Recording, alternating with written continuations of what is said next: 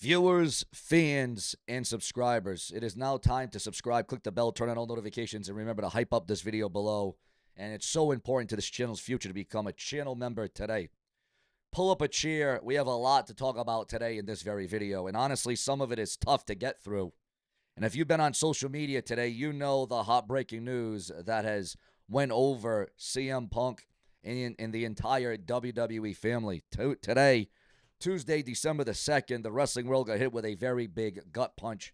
Not only did CM Punk lose in his match at the Survivor Series, not only did CM Punk get pinned for the World Heavyweight Championship, but CM Punk, well, he didn't get pinned for the World Heavyweight Champion, but the World Heavyweight Champion got pinned at the Survivor Series, which is obviously very critical and important to the whole Bron Breakker saga, because now Bron Breakker will be going against CM Punk on the Monday Night Raw, the 1-year anniversary on Netflix in January of 2026. Now, CM Punk broke his silence to announce that his beloved dog, Larry, the dog that has been by its side for a decade, the better part of a decade, the dog we have seen backstage at AEW and WWE, as we know that this dog has tragically passed away. Punk posted an incredible emotional tribute saying the grief we carry is the price we pay for unconditional love. It's devastating stuff. AJ Lee is mourning. The fans are mourning, and even WWE stars are breaking character to send their love. This is real life, and this is absolute pain. But this is also professional wrestling business, and as the saying goes, personal issues draw money.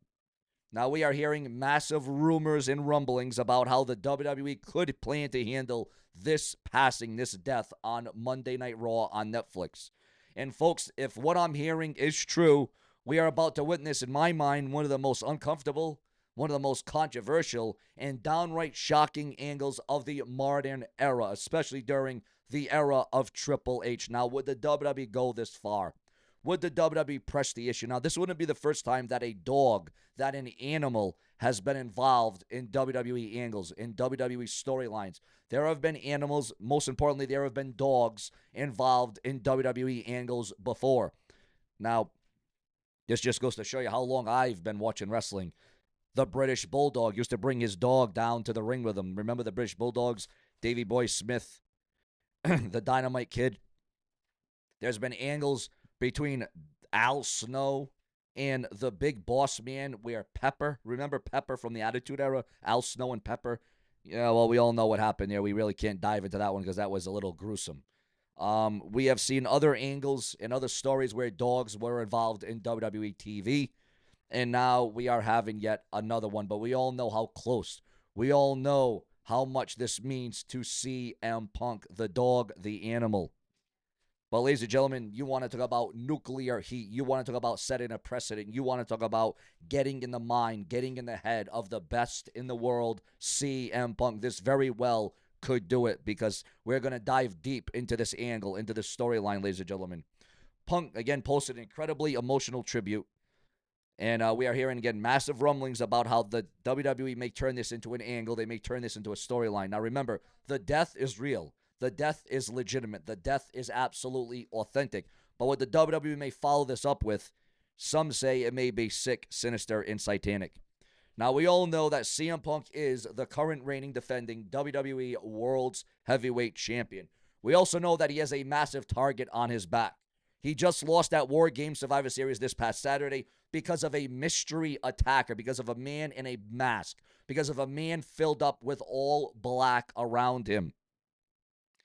And waiting in the wings is the scariest rookie that we have seen, Bron Breakker. Bron Breakker has already gone on record saying that he wants to ruin Punk's life and end his career. So here is the angle that the WWE could very well be planning, and it starts with respect. It actually starts with respect. Next Monday on Raw, the show opens not with pyro, but with silence. CM Punk comes out to the ring, no music, just a spotlight. He's not coming to us as the best in the world right now. He's not even coming to us as CM Punk. He's not even coming to us as the world champion, although he's got the world belt with him.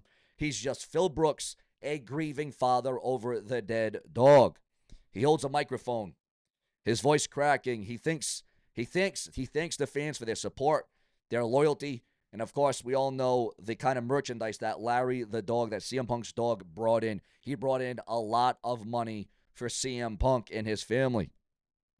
And, of course, there was a lot of treats and a lot of dog food for Larry the Dog for all the money that CM Punk and the WWE made off the name of Larry. And that is a true story, guys. Larry was very over. Larry was very popular. Punk says, I don't know if I have it in me to be a champion right now. I'm broken. And that is the blood in the water right there once CM Punk said that. Now, again, the arena was respectful, and it's a genuine human moment. Just as Punk is wiping a tear from his eye, the siren hits. Bron Breakker's music interrupts the entire tribute to Larry the Dog on Raw. The crowd immediately turns. We are talking nuclear heat. Breakker stomps to the ring, microphone already in hand. Now, he doesn't let CM Punk finish his moment. He gets right in his face. Now, remember already the volatile promo that Bron Breakker did last night on Raw. Remember how uncut and how unfiltered it was, and just how aggressive Bron Breakker was on the mic to CM Punk last night on Raw, where he eviscerated CM Punk last night. It was Bron Breakker's moment. It was his own pipe bomb moment, so to speak. Bron Breakker will come to the ring, and he gets in CM Punk's face and says, "Are you done crying yet, old man? Look at you. You're pathetic. You're out here weeping over a mutt while holding the World Heavyweight title, holding my world title." The crowd is deafening with boos. Punk looks shocked, almost unable to process the disrespect that Bron Breakker is throwing his way. Breakker then drops the most vile line of the year. He looks at the picture of Larry on the Titantron and says, "It's a good thing Larry's gone. At least now he doesn't have to watch his dad get humiliated by a real alpha." Now, obviously, at this point, it's become unforgivable. It's become unforgiven, viewers. The line has been crossed. It is uncomfortable television at this stage of the game. The snap and the breakdown is about to happen. Punk snaps, drops the mic, and tackles Bron Breakker. It's not a wrestling match. It's a fist fight. Punk is throwing sloppy, angry haymakers. The crowd is going absolutely insane, wanting Punk to break Breakker apart, wanting him to tear him apart from limb to limb. But here is the story arc. Punk is fighting with emotion, not strategy. Breakker, the genetic freak, weathers the initial storm. He catches Punk with a knee to the gut. He takes over, and because Punk is emotionally compromised with the passing of Larry the Dog, Breakker absolutely destroys him. It's a mauling at this stage. Breakker, it's a devastating spear in the center of the ring, but he's not done. He goes outside and grabs a steel chair. Security rushes down to stop him, but Breakker lays them all out. He brings the chair into the ring. He places it around CM Punk's neck. He is going to fulfill his promise and end CM Punk's career right here and right now on Raw on Netflix, just weeks before their battle for the World Heavyweight Championship. The unpredictable moment, the conspiracy thickens. Now remember, I talked about the masked man. I talked about the masked identity. Just as Bron Breakker is about to crush CM Punk's throat with a steel chair, the lights flicker. We see a figure in the crowd, the same masked man who attacked CM Punk at Survivor Series War Games and cost him the match inside the brutal Titanic steel cages. The masked man isn't come to save CM Punk. Oh, no. He nods at Bron Breakker. Breakker and the masked man are now working together. This reveals a massive conspiracy. Breakker was the muscle, and the masked man was the distraction at WWE Survivor Series inside the War Games match. Breakker smiles, takes the chair off Punk's neck, and instead delivers one final brutal spear on top of the chair to the World Heavyweight Champion, CM Punk. He stands over the fallen champion, spitting on the mat next to him. The show goes off the air with CM Punk, the man who just lost his best friend today, Larry the Dog, unconscious in the middle of the ring. Completely broken physically, emotionally, and now mentally. The man who has vowed to end him. Now, if this angle does happen, if this storyline does go down for Bron Breakker, it will give Bron Breakker the most intense heel heat in the entire company today. Instant. It transforms CM Punk into the ultimate sympathetic babyface who is fighting for something bigger than a belt. He is fighting for honor, for dignity, for respect, for his fallen dog, Larry. It transforms CM Punk, and it deepens the mystery of the masked man and shows the lengths that they will go to destroy the current World Heavyweight Champion, CM Punk. It is controversial. It is dark. It is sinister. But it takes real-life tragedy of Larry's passing and weaves it into the most compelling television narrative that we have seen all year long. What do you guys think? Is it too far, or is this exactly what the feud needs to main event the WWE's Raw on Netflix in the new year of 2026?